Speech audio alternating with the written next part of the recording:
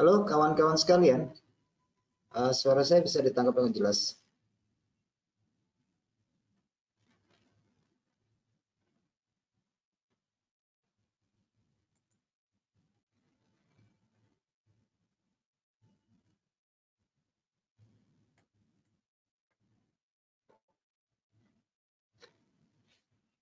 Oke, kawan-kawan, kita langsung masuk webinar sesi kita ya. Saya nggak tahu ini udah pertemuan kita yang keberapa. Oke, yang penting kita akan isi webinar ini sampai bulan Desember ya. Bulan Desember tanggal 27 kayaknya selesainya di situ. Kemudian kita akan start lagi di awal tahun, itu full ya, 1 tahun full. Jadi memang kita webinarnya dari materi dasar, nanti akan diisi dengan sebagian analisa juga.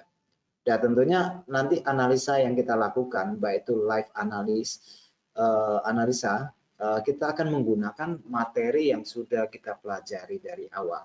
Oke, seperti yang kemarin kita sudah mulai masuk bagaimana cara menempatkan posisi berdasarkan pola candlestick. Jadi bagi teman-teman yang belum sempat untuk mengikuti webinar kita sebelumnya, itu bisa ditonton ulang di dalam webnya, ataupun teman-teman bisa mengunjungi kanal YouTube ya. Nah, di situ sudah ada. Dan saya usahakan untuk setiap selesai materi, saya coba usahakan untuk upload ulang ke dalam kanal YouTube. Baik teman-teman yang sudah bergabung, saya ucapkan selamat datang. Topik kita hari ini adalah mengenai aturan dan strategi yang diterapkan oleh Munehisa Homa, gitu ya. Saya tidak tahu teman-teman sekalian yang ikut webinar ini sudah kenal belum dengan Munehisa Homa. Ini adalah salah satu yang mencetuskan ide tentang candlestick ya. Jadi di abad yang ke-16 tentu saja analisa teknis itu sudah dipopulerkan di dunia barat, terutama di Eropa ya. Dalam perdagangan tulip barangkali. Dan di abad yang ke-17 ini yang paling kita kenal adalah tentang seorang pedagang beras dari Jepang, yaitu namanya Munehisa Homa. Di webinar sebelumnya tentang candlestick saya sudah menyinggung tentang tokoh ini. Saya harap teman-teman masih mengingatnya ya. Oke, baik teman-teman, ini masih terlalu awal, masih ada 5 menit. Sebenarnya kita startnya jam 6 ya. Startnya jam 6, tetapi saya memulai lebih awal ya. Saya memulai lebih awal. Jadi semuanya oke ya, semuanya oke ya. Semuanya layarnya kelihatan, kemudian suaranya bisa kedengaran ya. Kalau bisa kita start soalnya. Kalau belum bisa kita tunggu sejenak lagi.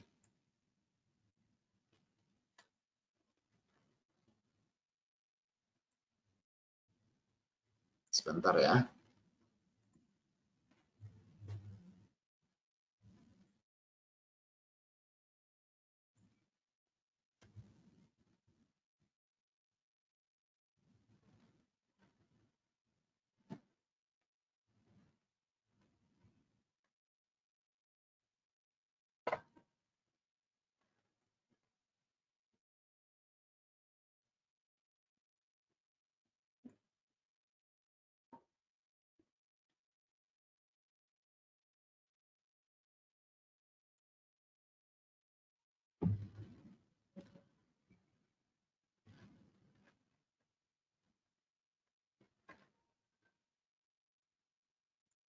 Oke, kawan-kawan sekalian.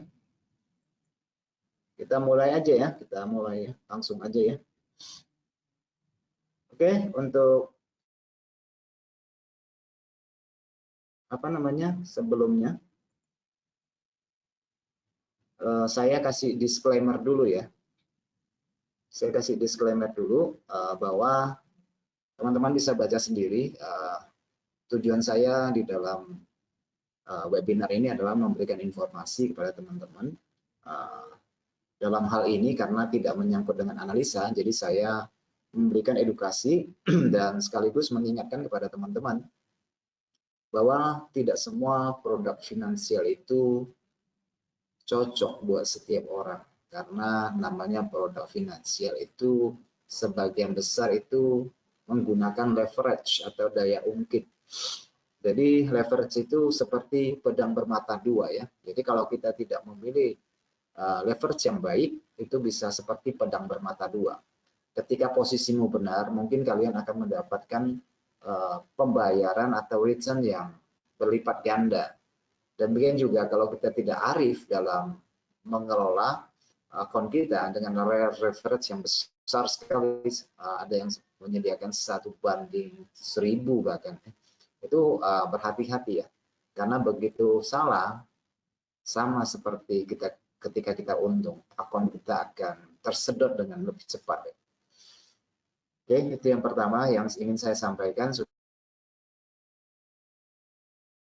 kita berhati-hati dalam melakukan transaksi, karena transaksi itu bukan mencoba-coba, jadi kita memang harus dibekali dengan ilmu. Nah, itulah tujuan saya untuk hadir di sini, untuk membekali, memberikan sharing ilmu supaya kalian juga mendapatkan wawasan yang baru tentang dunia transaksi, tentang edukasi, tentang berbagai jenis faktor yang mempengaruhi pergerakan pasar keuangan. Baik teman-teman sekalian, bersama nanti kira-kira kalau ada masalah suara kurang jelas maupun gangguan gambar, tolong saya diinformasikan, atau teman-teman barangkali mungkin ada internetnya yang tidak mengalami gangguan, tolong dicek device-nya lagi ya. Tolong nanti dicek device-nya lagi.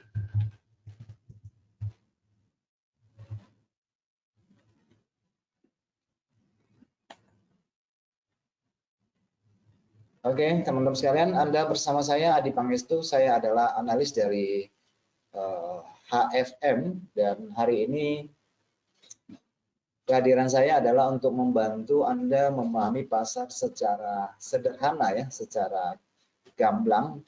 Mungkin saya nanti tidak menggunakan banyak bahasa teknis ya, lebih banyak menggunakan analogi supaya teman-teman bisa memahami dengan latar belakang yang berbeda-beda. Baik teman-teman, ini materi kita hari ini menyangkut tentang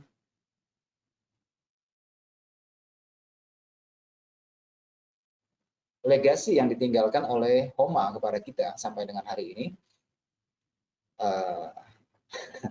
Menyangkut strategi, psikologi, kesempatan, dan aturan-aturan yang diterapkan di dalam perdagangan beras ya.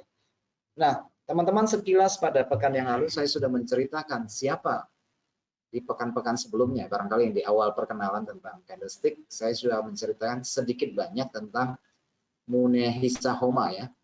Ini adalah dewa pasar di zamannya, kawan-kawan. Ini adalah dewa pasar di zamannya, terutama pada abad yang ke-17 di dalam dinasti Tokugawa ya. Ini ceritanya di Jepang nih ya. Masih di zaman samurai ya. Di dalam dinasti Tokugawa ya, di sekitar abad yang ke-17 atau sekitar tahun 1700-an lah ya, 1710 tahun ke atasnya ya. Oke, jadi Munehisa ini adalah seorang pedagang beras. Jadi dia memiliki mata-mata kira-kira 100 orang di setiap titik-titik, di setiap provinsi dia memiliki mata-mata ya, teman-teman. Jadi tujuannya dia menempatkan mata-mata untuk apa? Yaitu untuk mendapatkan informasi tentang kupon harga beras. Jadi mereka melakukan perdagangan di suatu tempat yang memang disediakan oleh dinasti Tokugawa ini ya. Jadi dia akan mendapatkan banyak informasi, karena menurut dia seorang pedagang itu harus mendapatkan banyak informasi untuk mendapatkan atau memfilter keputusan yang mereka akan ambil nantinya ya. Jadi itu salah satu yang membuat dia menjadi dewa pasar pada waktu itu. Oke teman-teman, nah hari ini kita akan membahas beberapa strategi baik secara subjektif tentang psikologi seorang pedagang maupun secara teknikal. Kira-kira teknikal apa yang dia gunakan selain dia memperoleh banyak informasi. So kita bisa mengatakan bahwa sepertinya Munehisa Homa ini memiliki orang dalam. Sebenarnya tidak. Dia cuma menempatkan mata-mata untuk mendapatkan banyak informasi tentang seputar pasar gitu ya. Jadi semisalnya teman-teman saat ini di dalam dunia nyata saat ini, di abad ini untuk berdagang emas, ya teman-teman harus banyak mendapatkan informasi. Jadi tidak cukup saja kita perhatikan chart, tetapi tidak ada informasi. Maksud saya tidak cukup hanya kepandaian kita dalam membandingkan harga secara teknikal, tetapi di samping itu sesuatu yang namanya yang diperdagangkan tentu ada yang menyebabkan dia harga naik, ada yang menyebabkan harga turun. Oke, apa sih yang bisa kita jadikan pembanding? Kira-kira seperti itu. Informasi seperti itu penting buat kita supaya kita memiliki satu pandangan yang lebih luas. Perdagangan pekan ini mau kemana? Perdagangan pekan depan mau kemana? Oke, nah itu yang akan kita pelajari. Ini nunjuk-nunjuk tangan kenapa nih?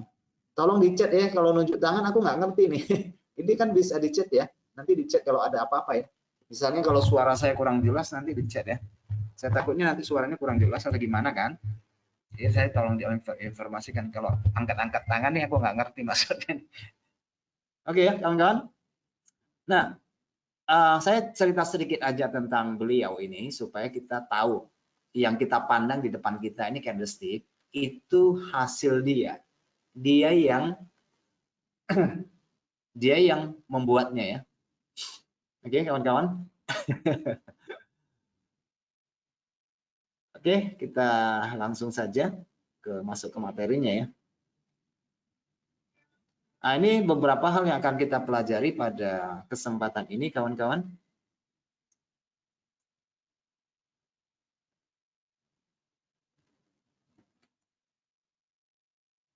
Ini beberapa hal yang akan kita pelajari. Yang pertama ya. Mana tadi? Oke, yang pertama ini yang sifatnya subjektif ya. Jadi sifatnya subjektif artinya ini bukan tentang teknikal ya. Ini lebih kepada psikologinya ya. Apa-apa saja yang harus kita strategi apa yang harus kita terapkan di dalam melakukan transaksi ya. Teman-teman bisa lihat di sini saya tampilkan di sini. Dan saya akan jelaskan satu persatu supaya teman-teman bisa memahami ya. Supaya teman-teman bisa memahami. Oke, yang pertama. Oke, ini yang pertama ya. Yang pertama tinggalkan keserakahan. Nah, kalau kita dalam trading itu, ini sifatnya subjektif ya, yang lebih kepada nasihat-nasihat tentang psikologis gitu ya. Dia mengatakan yang pertama, leave greed, focus on the time price ratio by observing previous price changes. Ini artinya tinggalkanlah keserakahan ya. Fokus pada rasio waktu dan harga. Jadi maksudnya begini kawan-kawan, bahwa tidak setiap hari kita mendapatkan setup entry yang bagus di dalam transaksi ya. Jadi kadang-kadang kita juga harus melihat waktu yang berdagang tuh yang pas di mana. Oke. Jadi jangan kita pantangin chat dari awal pembukaan pasar sampai akhir pembukaan pasar. Sebenarnya ada sesi-sesi di mana pasar itu ramai. Ada sesi-sesi di mana pasar itu sepi. Makanya dia mengatakan kita tidak usah terlalu rakus. Kita jangan terburu-buru untuk mengambil keputusan. Kita harus mempertimbangkan waktu yang tepat untuk masuk pasar dan perhatikanlah harganya. Kira-kira seperti itu ya. Jadi kita harus melakukan observasi. Seperti yang biasa saya lakukan kepada teman-teman, misalnya di dalam beberapa siaran langsung di platform yang lain, saya selalu membandingkan perbandingan dengan harga sebelumnya. Nah itu artinya kalau kita membandingkan harga sebelumnya, nah itu adalah pekerjaan dari teknikal ya, itu adalah analisa teknikal. Oke, yang kedua adalah aim for the ceiling and buying at the bottom. Maksudnya apa nih? Artinya kita usahakan kita melihat, katakanlah harga sedang naik ya, sedang tinggi-tingginya. Nah, di saat itu kita jangan terlalu serakah. Jadi kita harus mencari turning point-nya, kemungkinan pembalikan arahnya pada sisi atas, dan berusaha untuk membeli ketika harga memang sudah di bottom, sudah di harga rendahnya gitu ya, sudah di harga rendahnya. Oke. Nah, kemudian yang ketiga ini adalah increase the size of the position. Nah, maksudnya apa nih? Maksudnya adalah apa ya? Ketika kita memiliki posisi yang benar, misalnya ya, posisi yang benar, ya kita harus tambah posisi. Jangan membiarkan ketika kesempatan itu datang, kita hanya dengan cukup dengan satu posisi. Ya kita lipatkanlah posisi itu. Ketika memang sesuai dengan tren, sesuai dengan setup yang kita punya di dalam trading kita ya kawan-kawan. Oke.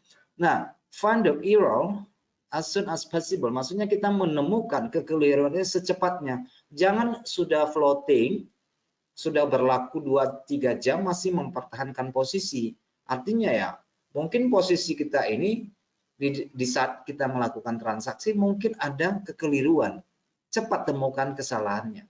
Oke, supaya kita bisa melakukan tindakan yang lain, keputusan yang lain.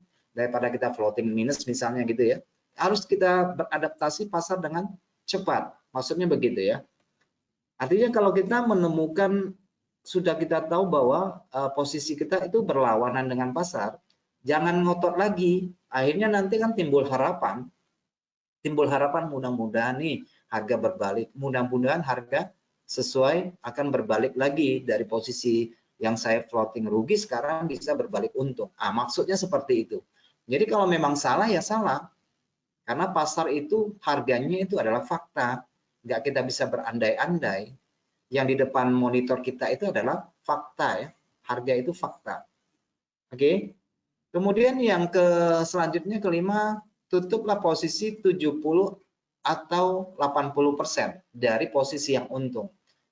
Ya ibaratnya kalau kalian sudah untung, misalnya kalian tidak menggunakan stop loss maupun dengan target profit, ya dikeluarkanlah sebagian ya, 70% atau 80% dari posisi itu, tinggallah sebagian kecil ya, dengan harapan harga masih melanjutkan perjalanannya seperti itu ya. Maksudnya seperti itu ya.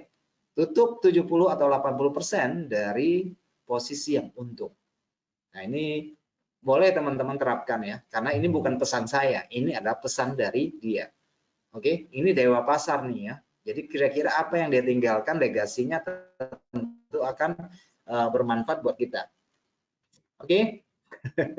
Selanjutnya kita lihat dari selanjutnya adalah representasi di dalam transaksi dari seminoheden ya. Ini sebenarnya sudah saya jelaskan tadi satu persatu ya kawan-kawan. Ini sudah saya jelaskan satu persatu.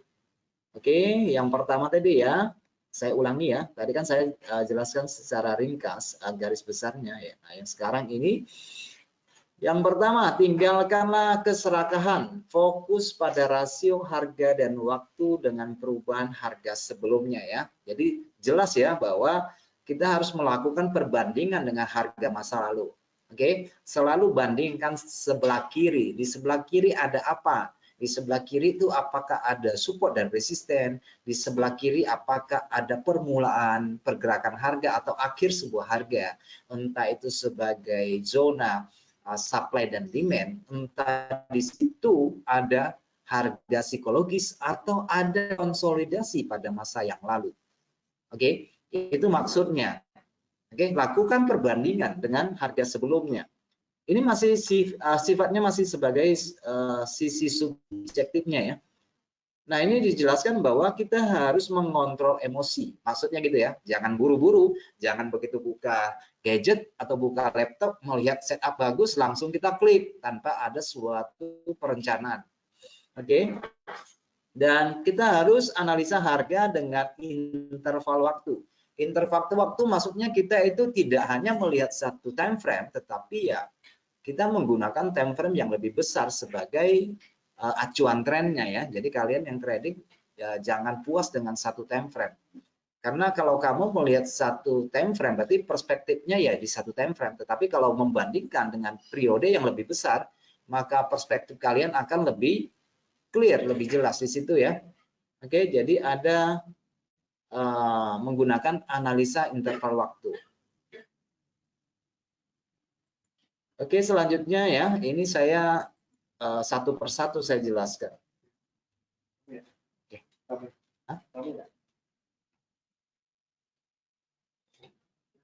Kemudian sisi yang kedua, yaitu perhatikan harga maksimum. Oke, perhatikan maksimum biasanya akan jatuh pada suatu level harga di masa lalu. Jadi fungsi dari tujuan pertama kalian membandingkan harga adalah melihat resisten masa lalu yang pernah terjadi rejection, yang pernah menjadi suatu harga yang sering dipantul gitu ya. Misalnya sekarang ya, perhatikan harga maksimum.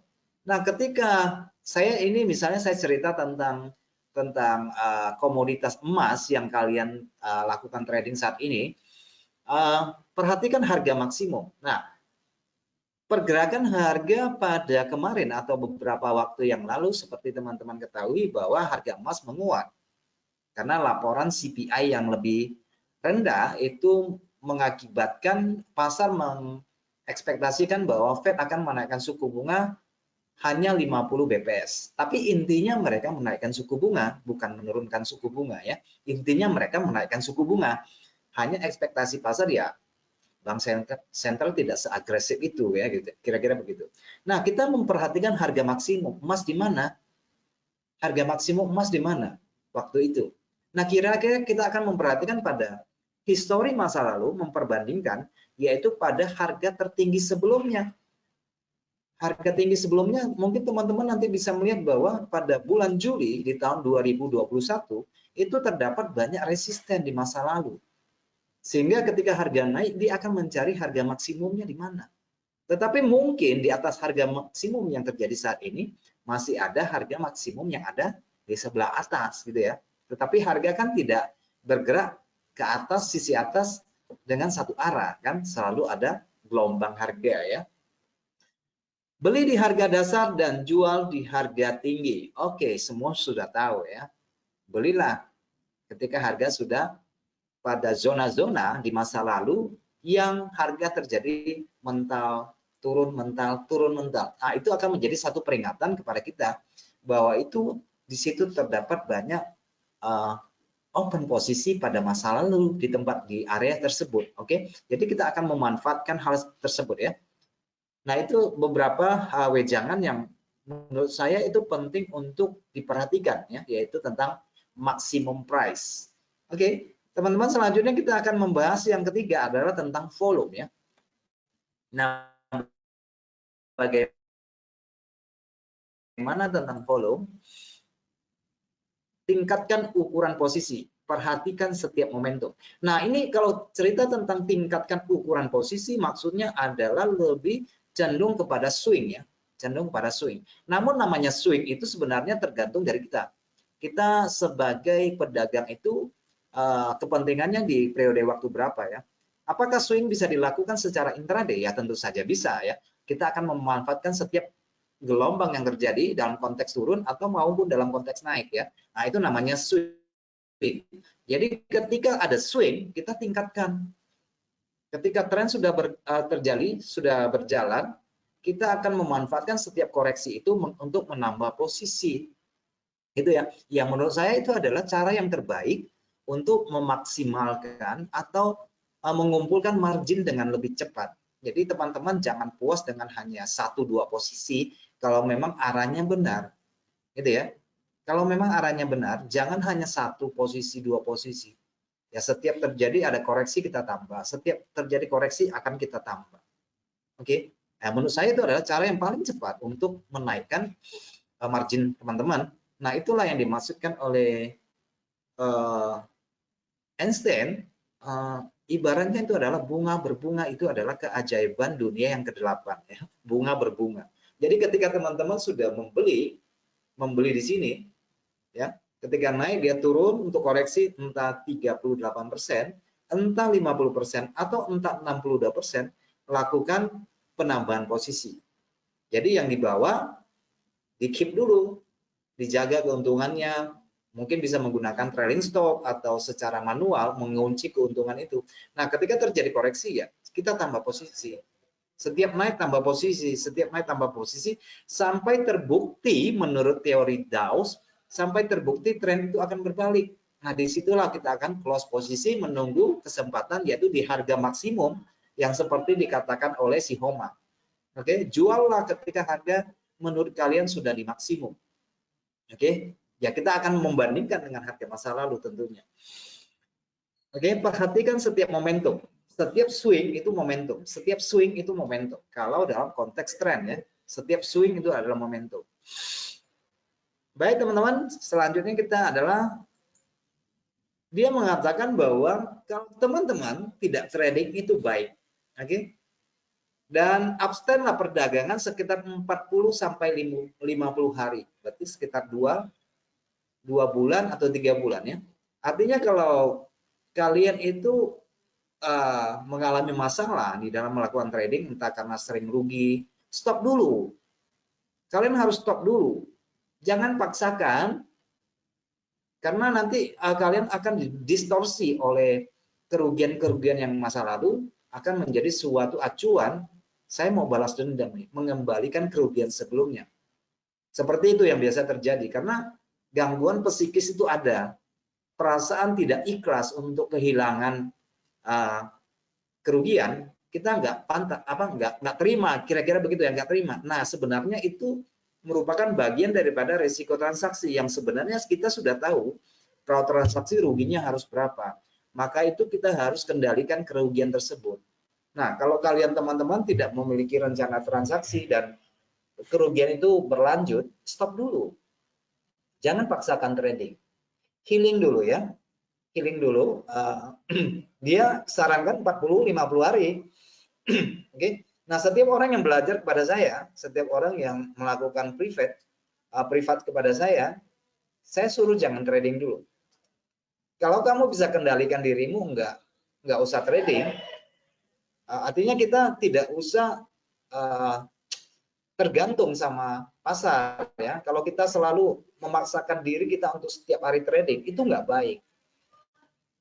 Benar-benar itu nggak baik. Artinya sebenarnya kita mengalami beberapa gangguan, yaitu gangguan kejiwaan. Kita nggak bisa kontrol diri, maunya tiap hari trading, maunya tiap hari trading. Itu nggak baik buat kesehatan ya. Kesehatan akun juga nggak baik. Jadi kadang-kadang pikiran kita tersedot di situ. Maksud saya itu begini. Jangan kita sampai dikendalikan oleh keinginan kita terus-menerus di depan monitor.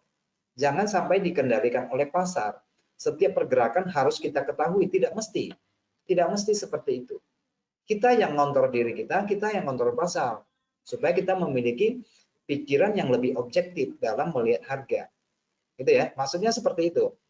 Oke, yang kalian sering rugi, stop dulu. Oke, berusaha untuk menahan diri supaya kalian bisa melakukan refleksi kembali keputusanmu melakukan trading. Kenapa saya sering rugi? Alasannya apa? Lakukan observasi. Oke, supaya kita bisa fight kembali di masa yang akan datang. Nah, itu bagus. Kalau kalian tidak trading itu juga bagus. Gitu ya. Kalau kalian tidak trading bukan berarti kalian nggak punya posisi. Kalian tetap punya posisi, yaitu posisi untuk memantau. Coba kalian perhatikan, biasanya orang main bola, yang paling pintar itu siapa? Yang paling pintar itu biasanya penonton kan? Penonton kan? Kalian yang lebih pintar kan ketika nonton bola. Kalian lebih pintar. Komentar-komentar sendiri, harusnya begini nih, harusnya begini. Nah, itu karena kalian bukan pemain, kalian pemantau. Nah, di dalam hal ini juga begitu dalam transaksi. Ya, ada kalanya tidak trading itu bagus, hanya memantau aja. Gitu loh. Untuk melakukan refreshing. Karena tidak ada posisi membuat kalian dalam konteks sekarang ini kalian netral. Melihat segala sesuatu dengan jelas. Kan gitu kan? Ya harusnya begitu kalau ada masalah dalam trading ya. 1 kali rugi, 2 kali rugi, 3 kali rugi, stop dulu. Ya 3 hari deh gitu ya, supaya kita bisa merefleksikan kembali. Itu hanya sebuah saran ya kawan-kawan, kalau memang itu cocok ya coba diterapkan. Oke. Selanjutnya kita, nah ini adalah gagasan yang sangat baik. Dia berpesan bahwa tutuplah keuntungan itu, kalau sudah untung 70-80% ambil. Sisakan sebagian. Oke, saya juga melakukannya ketika saya sudah punya posisi benar, saya nggak keluar semua, saya sisakan dulu. Sisakan yang kecil gitu ya. Sisakan yang kecil. Yang penting kita prinsipnya kan mencari keuntungan kan, ya kita ambil dulu. Sisakan sebagian kecil. Ya mudah-mudahan itu masih bisa berlanjut. Kira-kira maksudnya seperti itu. Artinya kenapa kita harus ambil keuntungan ketika sudah ada profit di dalam pasar? Ya supaya margin kita tetap terjaga.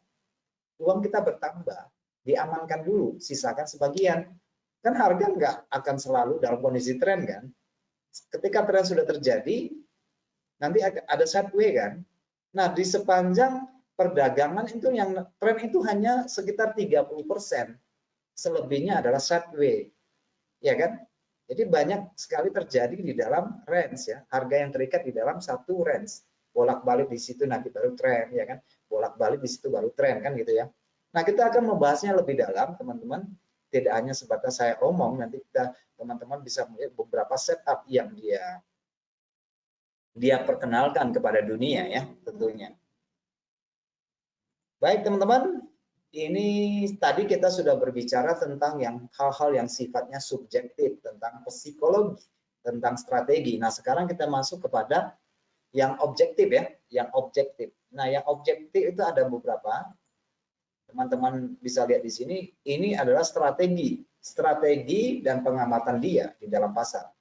Nah di sini ada yang disebutnya sebagai 3 gunung, 3 sungai, 3 penembusan, 3 tren ya, 3 lines, itu artinya 3 tren, 3 kemungkinan harga yang berturut-turut. Kemudian ada 3 jeda. Oke, 3 mountain, 3 rivers, peaks, lines and poles. Oke, kita akan membahasnya satu-satu supaya teman-teman nanti bisa merefleksikannya ke dalam grafik. Saya tidak tahu komoditas atau pasangan mata uang yang teman-teman transaksikan. Saya tidak tahu, tetapi ini tetap berlaku untuk semua jenis perdagangan yang dilakukan oleh manusia. Selama yang trading itu manusia, maka hal ini, 5 hal ini akan berlaku. Nah, nanti teman-teman, kalau yang sudah tahu tentang Elliott Wave, tentang teori Dawes, sebelum-sebelumnya, orang ini lebih duluan. Oke, mengkristalisasi sifat-sifat yang terjadi di dalam pasar ya. Sebelum orang barat ini, orang itu sudah ada di sini. Oke, orang ini sudah hadir. Nah, kita akan lihat satu-satu ya. Oke, yang pertama ya. Nah, sadar atau tidak sadar, ini adalah misteri dari angka 3 ya. Kadang-kadang kita juga heran-heran ya. Ya, banyak hal kejadian di dalam alam ini yang unsurnya 3 ya. Yang unsurnya 3, banyak hal ya. Ini merupakan angka misteri. Bahkan dalam lagu juga disebutkan 3 kali. Sebut namaku 3 kali. Oke. Ya, yang pertama adalah jenis tren itu ada 3. Teman-teman perhatikan. Di dalam transaksi ada 3, yaitu tren naik, bullish, tren turun, bearish, dan harga sideways mendatar. Oke. Ini 3 ya, 3.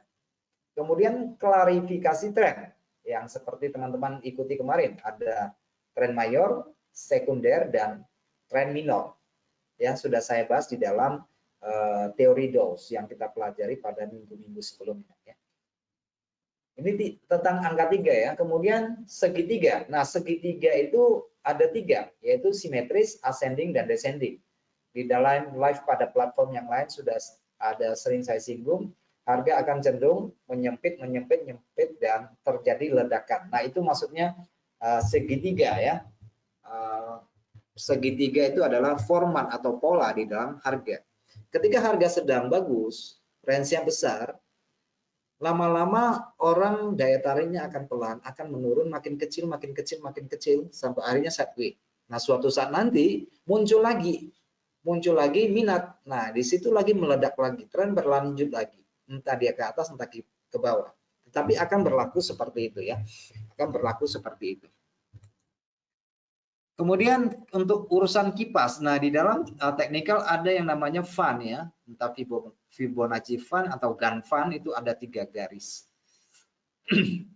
Oke, bahkan mungkin kalian melakukan wudhu 3 kali ya, kumur 3 kali, ini 3 kali, segala macam 3 kali, banyak 3 kali ya kan.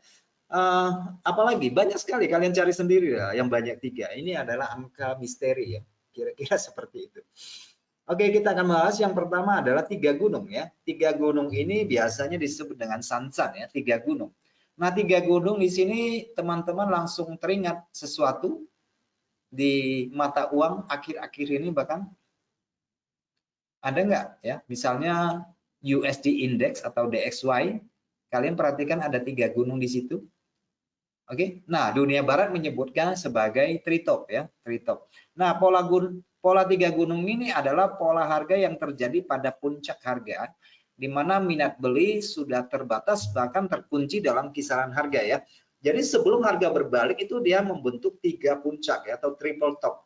Tetapi ya bahkan untuk saat ini mungkin bisa lebih dari 3 atau malah kurang menjadi 2. Double top, triple top, quarter top atau sebagainya.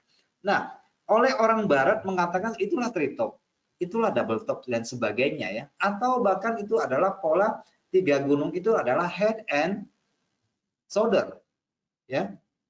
Bahu kiri kanan kepala seperti itu. Nah, sebenarnya kalau di dalam teori Dong inilah tahap yang namanya tahap distribusi ya. Sebelum harga beranjak untuk turun, dia melakukan distribusi dulu. Melepaskan sebagian posisi ya. Yang tadi jam baik dia mulai melepaskan posisi. Nah, durasi untuk 3 gunung ini atau durasi untuk distribusi ini atau triple top ini membutuhkan waktu, tergantung dari periode waktu yang teman-teman gunakan. Kalau gunakan 1 jam mungkin paling cepat 3 jam. Kalau menggunakan daily mungkin paling cepat 3 hari. Kalau menggunakan weekly mungkin paling cepat 3 minggu. Kalau menggunakan bulanan ya bisa 3 bulan. Jadi masa durasi distribusi atau triple top atau Trimantan ini atau 3 gunung ini, ada yang mengatakan 3 stupa atau 3 Buddha, itu semacam itulah ya. Yang penting kita tahu bahwa harga sudah di puncak, ya, di puncak ya. Nah, kebalikannya adalah 3 sungai tadi, bayangannya tadi ya, kebalikannya. Ya, kita teman-teman saya kasih ilustrasi di sini. Ini adalah 3 sungai. Langsung tahu ya, emas dalam belakangan ini ya, itu 3 sungai atau triple bottom. Tapi orang Asia, si Homa menyebutkan adalah 3 aliran sungai. Oke, nah ini adalah tahap yang namanya tahap akumulasi di dalam pasar saham ya. Nah ini kebetulan chartnya saya ambil dari mana saya nggak tahu. Oke, yang penting ini 3 triple bottom atau 3 sungai. Jadi sudah ada ya, sudah ada. Ini adalah zona akumulasi atau zona, kalau pada pola pattern bisa aja ini menjadi sebuah pola seperti inverted head and shoulder. Oke, inverted head and shoulder. Baik teman-teman, nah kalian sudah mulai paham kan? Triple bottom itu asalnya dari mana? Psikologis yang tergantung di dalam triple bottom atau 3 sungai itu apa? Gitu ya. Baik teman-teman, kita lanjut topik selanjutnya. Tidak banyak ya, tidak banyak. Ini hanya simpel-simpel saja. Nanti kita dalam penerapannya mungkin lebih apa. Nah, kemudian yang ketiga adalah 3 penembusan, yaitu biasa disebut dengan 3 jendela atau sanku ya. Ini adalah pola 3 jendela berupa lompatan harga, bisa berupa gap ya. Kita sering mendapatkan gap ya. Tetapi di dalam komoditas yang kita perdagangkan saat ini atau di dalam pasangan mata uang forex, mungkin kita tidak mendapatkan gap-gap yang dimaksud ya. Tetapi pada zaman dulu itu banyak gap, dan dalam perdagangan harga saham saat ini juga banyak sekali gap. Oke, kenapa gap itu terjadi? Karena pasarnya kurang liquid. Oke. Nah, pasar forex itu liquid sekali, sehingga kita jarang menemukan gap, jarang sekali kita menemukan gap kecuali pada awal pembukaan pasar ya, atau awal pembukaan bulan, itu sering terjadi gap. Tapi gapnya pun bukan gap yang dominan, ya, lebih sering kepada common gap atau gap yang biasa yang gampang sekali ditutup. Oke, nah untuk materi tentang gap saya sediakan 1 hari khusus nanti entah di hari Minggu depan. Nah, kita akan membahas gap ya. Bagaimana kita memaksimalkan trading dengan gap.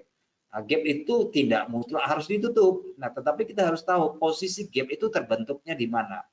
Oke, apakah di atas resisten, di bawah resisten, gapnya besar atau tidak. Nah, itu teman-teman harus tahu.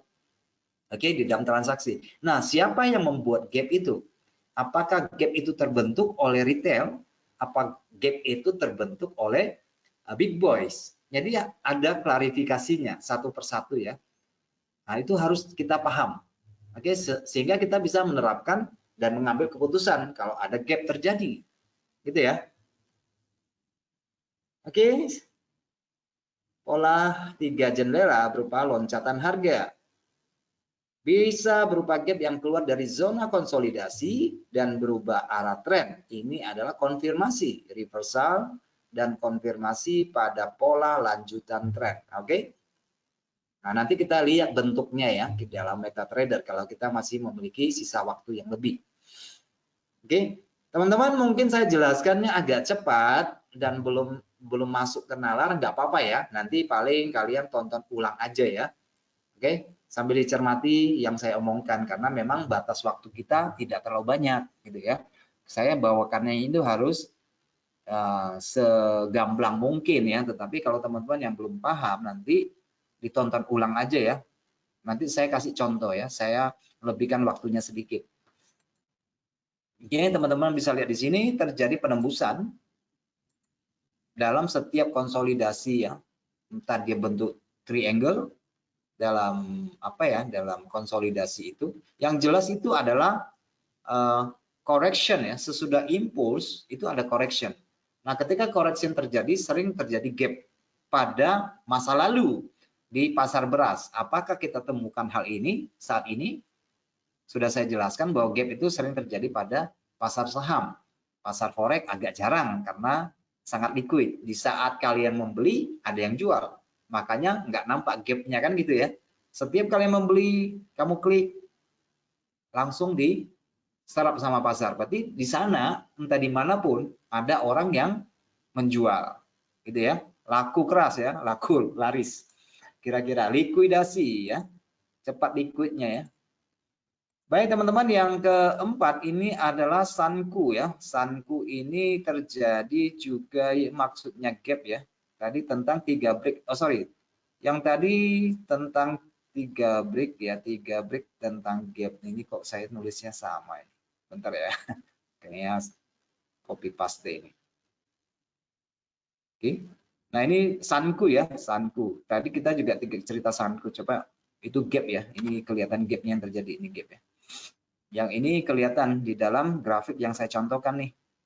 Di dalam grafik ya, tadi kan grafiknya line ya, ini saya gunakan candlestick. Nah, kelihatan ada gap di situ, kelihatan ada gap di situ, kelihatan ada gap di situ, ada gap di situ, ada gap di situ. Itu yang dimaksud dengan Sanku ya, 3 jendela. Oke, gap itu sering keluar waktu itu 3 kali. Mungkin ya, mungkin seperti itu. Oke, kemudian 3 garis, 3 line ya, Sanpei 3 garis itu menunjuk kepada tren, 3 gelombang, 3 candle yang sering saya sharingkan ya, 3 berurut, 3 akumulasi kekuatan. Itu maksudnya 3 lines ya, Sanpei 3 garis. Pola 3 garis menggambarkan pergerakan tren yang sedang berlangsung membentuk 3 gelombang akumulasi perdagangan. Dalam teori Elliott Wave ini bisa berarti wave 1, 3, dan 5. Atau dalam periode yang lebih kecil berupa 3 white soldiers and 3 black crow ya. 3 tentara putih dan 3 gagak hitam. Di dalam price action ya, ada 3 berurut. Ada 3 berurut turun ya.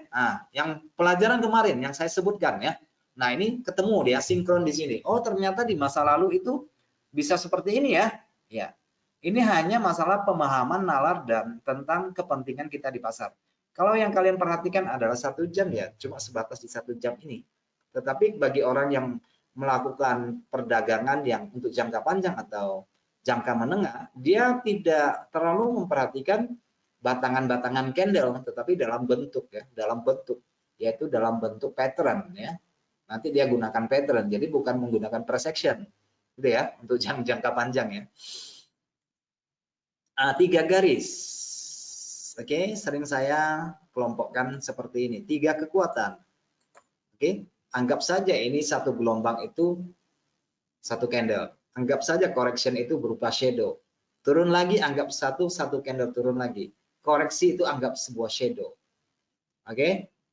Nah, di dalam penerapannya bisa dilakukan seperti itu. Itu yang sering sekali saya sharingkan ya. Itu maksudnya 3 garis tren ya. Dari akumulasi seller di dalam contoh ini ya. Oke, teman-teman, selanjutnya ini yang terakhir barangkali Sanpo atau 3 jeda. Sanpo atau 3 jeda ya. Merupakan konsolidasi yang terjadi ketika sebuah tren berhenti sejenak sehingga cenderung membentuk pola segitiga, entah itu modelnya adalah pola pinen, triangle, rectangle, atau pola panji, bendera. Gitu ya. Mungkin belakangan ini kalian lihat ya. Mungkin belakangan kalian ini lihat. Nah, ini yang dimaksud dengan jedah, harga yang berhenti. Artinya yang seperti kalian katakan, ketika tren terjadi, tren itu nggak berlanjut dan berhenti. Pasti dia ada berhenti, ada koreksi, ada retest, jeda sejenak dalam bentuk segitiga, atau dalam bentuk kotak, atau dalam bentuk panji bendera. Ya, masing-masing ya, tergantung dari konteks pasarnya itu. Bisa berupa berbagai macam. Nah, ini dalam konteks tren ya. Nah, itu ada support, ada penembusan, oke, ada support. Nah, ini segitiga-segitiganya ya. Nah, ini biasanya digunakan dalam untuk kita memahami struktur pasar. Oke, ini trennya masih berlanjut apa enggak? Kira-kira begitu ya.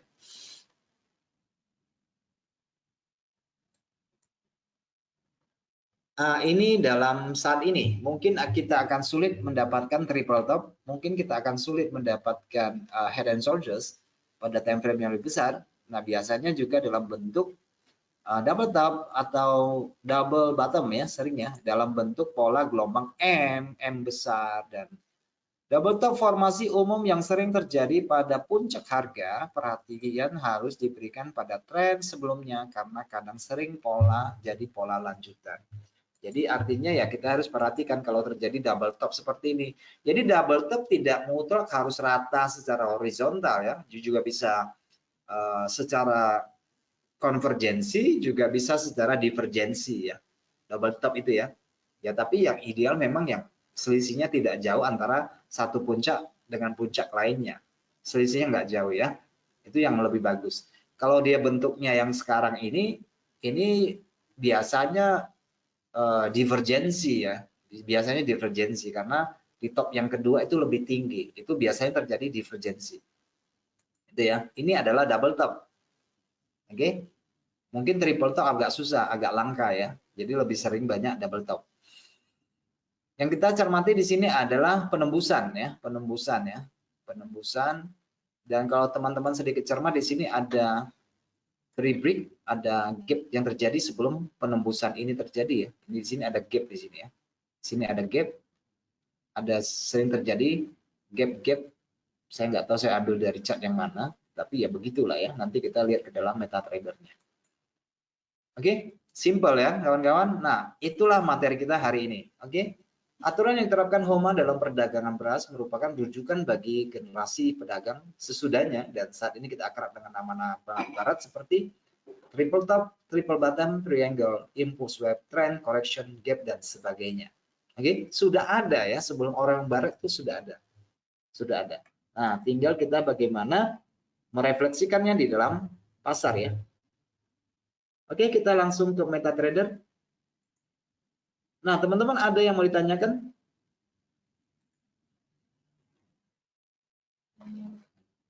Ada nggak yang mau ditanyakan?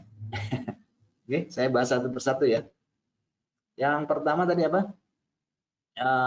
Three rivers ya, teman-teman, ada tiga sungai di sini.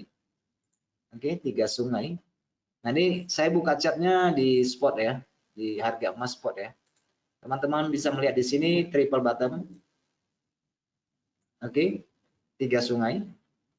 Yang kita atas juga dapat double top. Ini juga double top ya, cuma ini dalam konteks harga yang konvergensi, yang searah ya, searah dengan harga. Itu juga termasuk double top. Oke. Nah, mungkin teman-teman mendapatkan pola harga emas yang di saat ini. Oke, yang di saat ini, sekarang ini pola emas, nah itu membentuk pola divergen dalam pola rising wedge. Coba teman-teman perhatikan apakah benar ini membentuk three lines yang disebutkan oleh Muni Hesaoma. 1 kelompok ya, 2, 3. Masih berlaku ya. Pada itu dari abad 17, tapi masih berlaku sampai dengan hari ini. Yang three lines, teman-teman perhatikan di sini, apakah di sini membentuk 3? Betul? Three lines ya di sini ya. 1, 2, 3 ya. Three lines. Kemudian korektif ya, yang korektif berapa nih sini? Nah, dia mengatakan bahwa korektif itu biasanya ada 3.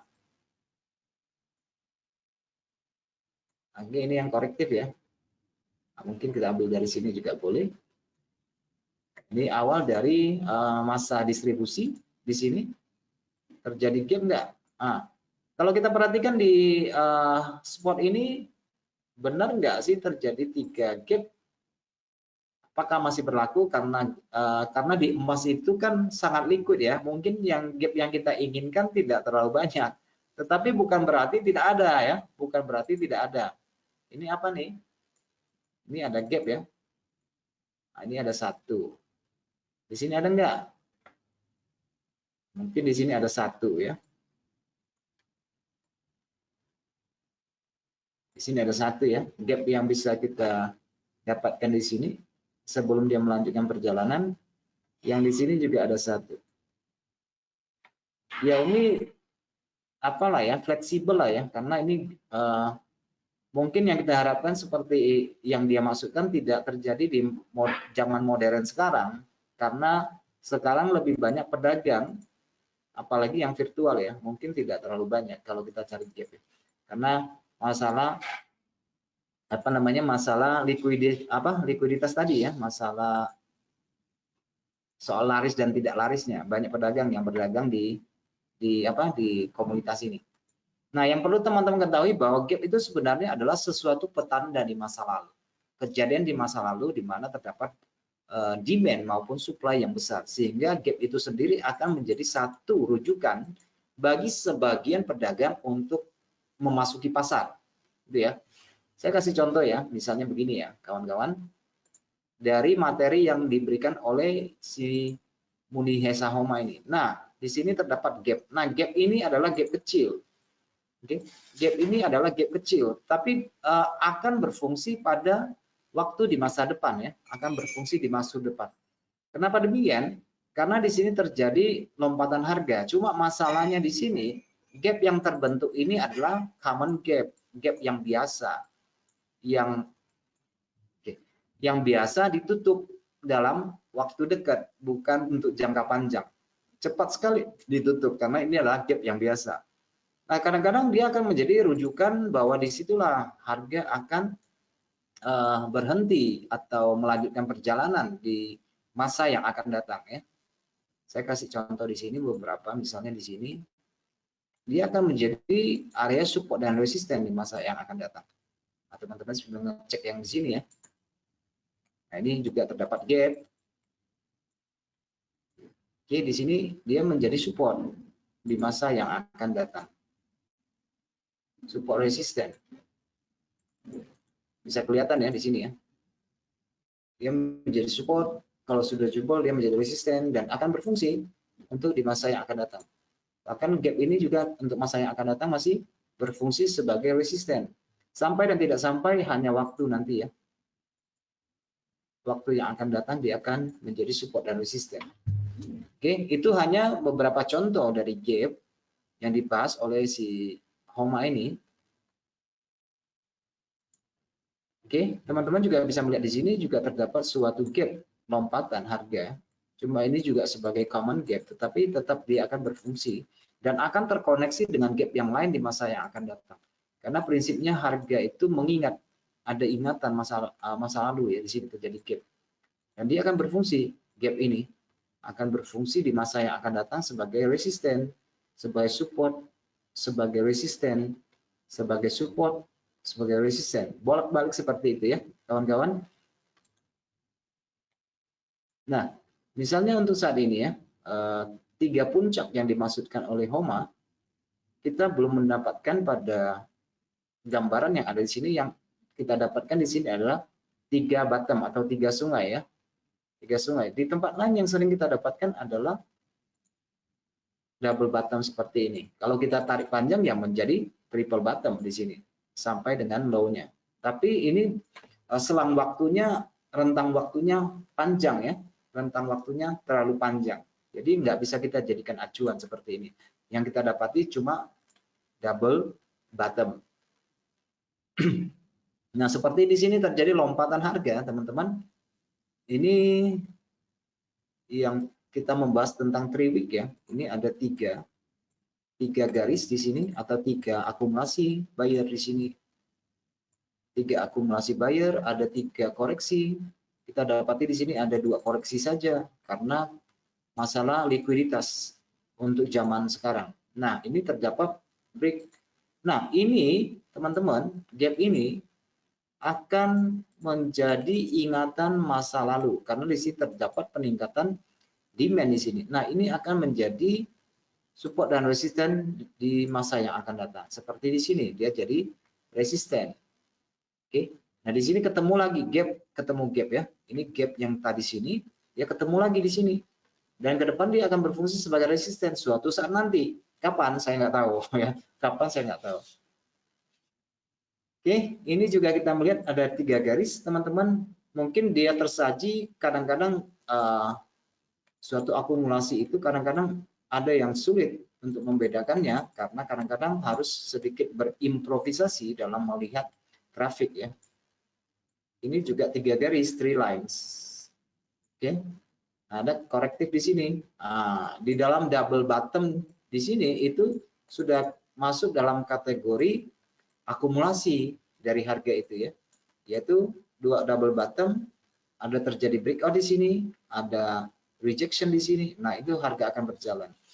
Seperti itu ya, kawan-kawan. Secara objektifnya bagaimana, secara subjektifnya bagaimana, itulah pesan yang disampaikan oleh beliau kepada kita. Nah, mungkin materi ini jarang disajikan secara umum.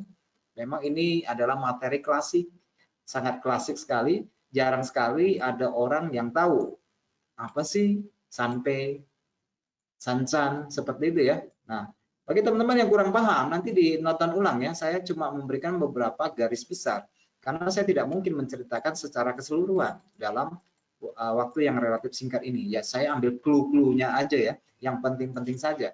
Nah, seperti di sini ada gap juga yang disebutkan 3 break dari Munesiama. Ini tetap akan berfungsi sebagai support dan resisten di masa yang akan datang. Ketemu lagi ya, di sini ada gap, di sini ada gap.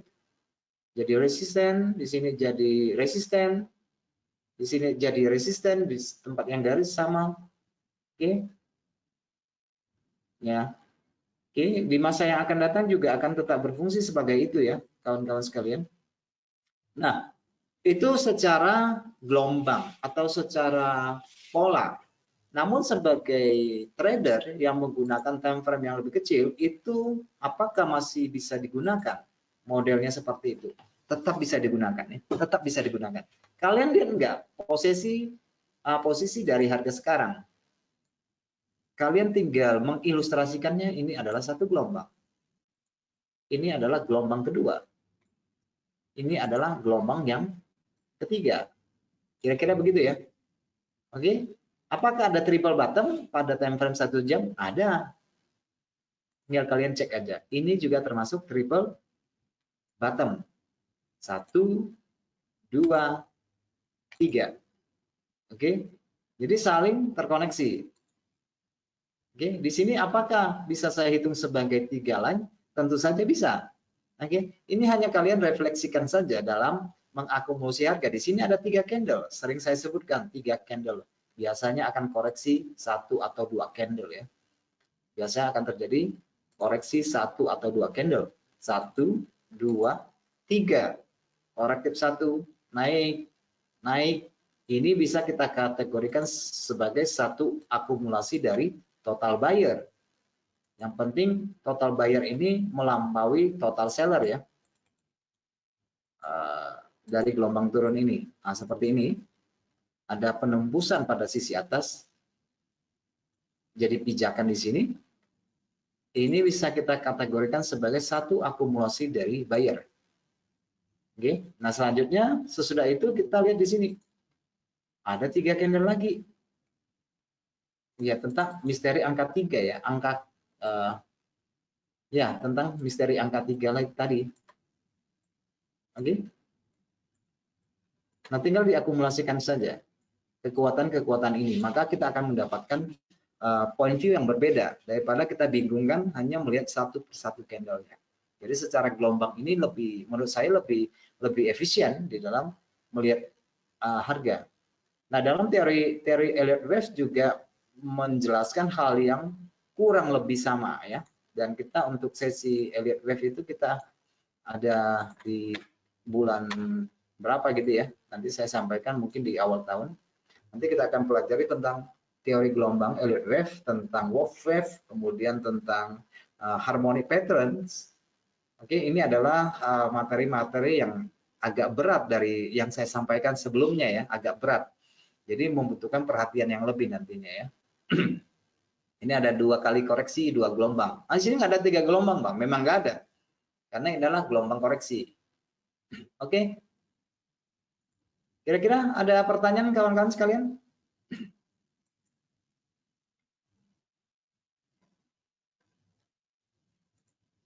Ada yang mau ditanyakan? Oke, sekarang kalian sudah tahu ya tentang pesan yang disampaikan oleh beliau. Kemudian tentang strateginya, jangan terlalu rakus, jangan serakah. Keluarlah posisi itu, ambil keuntungan sebagian, sisakan sebagian. Belilah, lakukanlah perbandingan harga ke masa lalu supaya kalian tahu di mana sih daerah yang kuat di masa lalu pada sisi atas dan sisi bawah. Belilah ketika harga itu dekat bottom, jualah ketika harga dekat harga high, resisten, supply itu dilepas. Ini merupakan level yang paling logis dalam mengeksekusi posisimu di pasar. Oke, dan disandingkan dengan kepentingan kamu di pasar.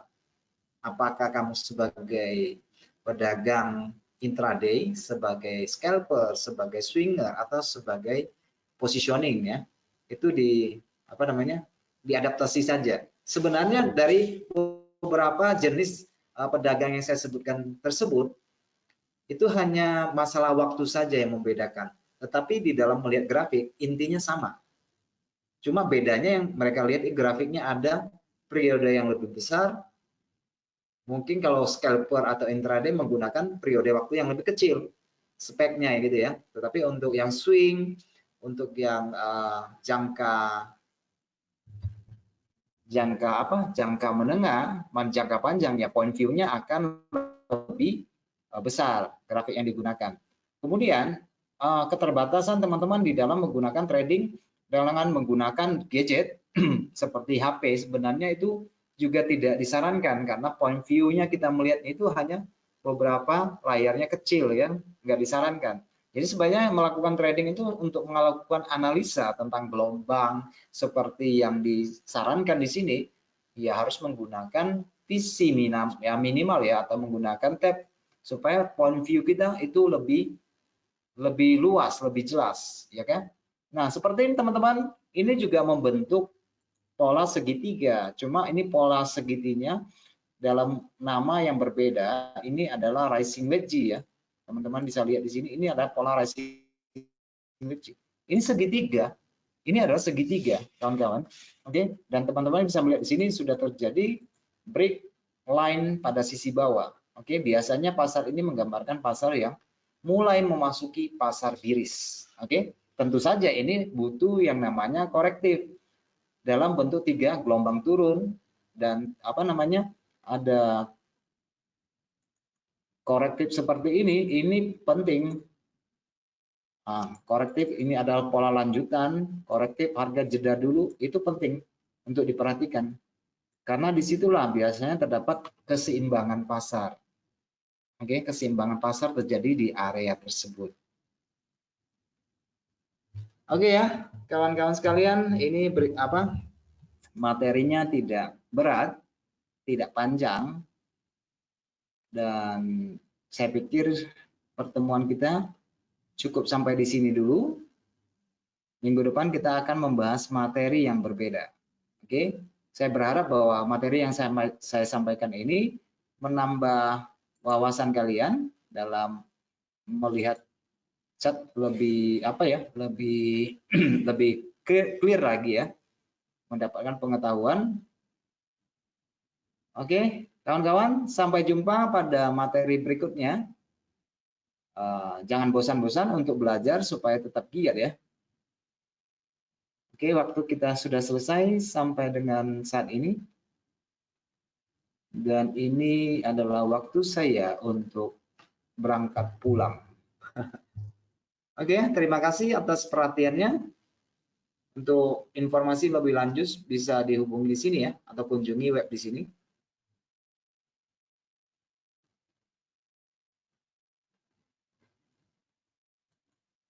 Oke, kawan-kawan, sampai jumpa pada sesi webinar minggu depan di hari Selasa dan hari Kamis.